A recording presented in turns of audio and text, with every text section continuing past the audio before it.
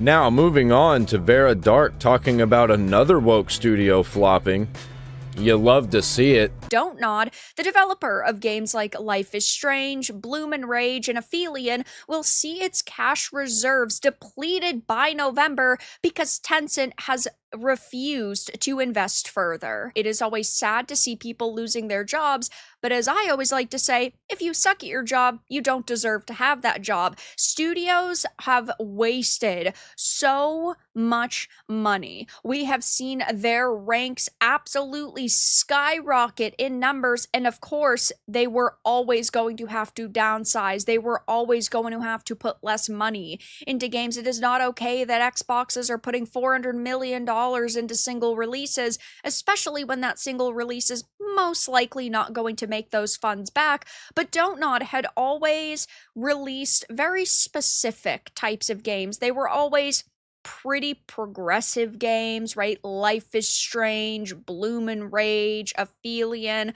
all titles that have a certain description of seems like it was made by DEI dollars behind it. Now it looks like they are going to no longer exist come the end of the year if they can't find further investment, because Don't Nod's studio financial situation is claimed to be extremely bad, reserves are getting low, and Tencent refuses to fund another game or increase capital. The outlook is bleak at Don't Nod. An audit report warns that the studio's cash reserves will be completely depleted by November, and really, they only have themselves to blame for this situation. Life is Strange, Double Exposure, Aphelion, Bloom and Rage, these are not games that people generally want. Life is Strange got popular and then they completely squandered it. They tried to almost create a more diverse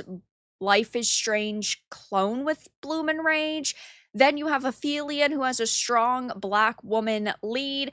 Game itself is a walking simulator. These are not titles that people want to play. And if you make bad entertainment and you sacrifice the entertainment value in order to push an agenda or simply push as much diversity into people's faces as possible, that's not going to work out. Diversity and inclusivity is great when it is done naturally, but Don't Nod and many of the people that they work with do not have that mindset. And then she goes on to talk about how nobody is actually playing any of these games. So why are they being made? I don't know anybody who plays games like these, and apparently neither does anyone else.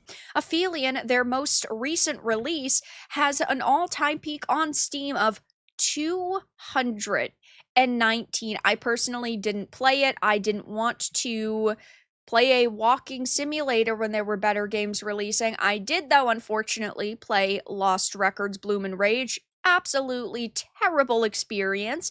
All-time peak on release was 2,996, and it's actually seen a little bit of a spike since these rumors started circulating that Don't Nod is screwed, but of course it's not going to be enough to save them. Now, all of this is being reported by a French games news outlet, Game Cult. Auditors have sounded the alarm at Don't Nod, warning that the studio could go under by the end of the year. This is because Tencent has refused to support the studio going forward, meaning it must find new backers, and I don't think they're going to find any, but trouble is brewing at Don't Nod. An auditor's report warns of the studio's cash reserves running low. Their latest project, which was more or less in development, was recently scrapped after their investor withdrew. Everything hinges on the possibility of signing with a publisher for a new project, and right now, publishers seem reluctant to take a chance on new projects. Indeed, Xbox pulled funding from studios